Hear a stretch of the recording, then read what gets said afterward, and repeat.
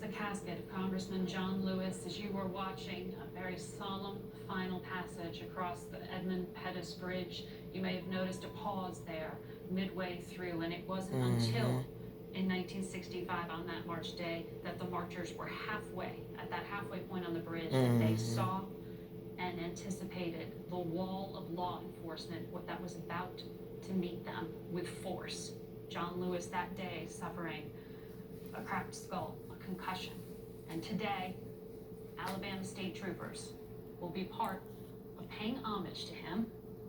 They will come to that casket and they will help to load it into the hearse as the nation continues this period of mourning for the civil rights icon and a public servant for more than 30 years.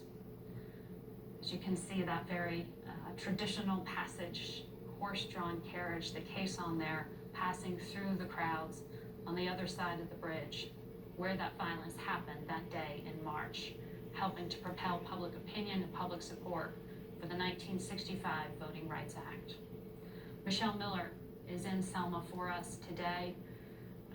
Michelle, a fitting tribute, but I don't know how you quite can encapsulate such a life.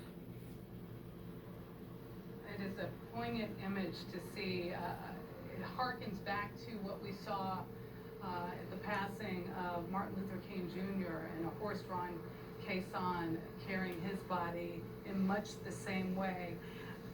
Before the casket and the caisson actually got to the bridge, I'm close to on the other side.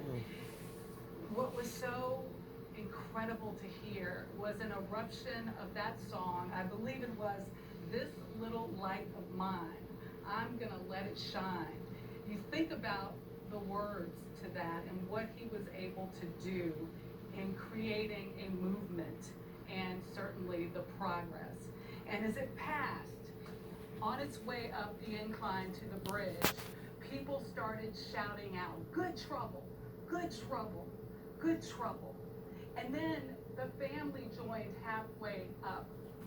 And at that point, they are in t-shirts that say, "Good trouble."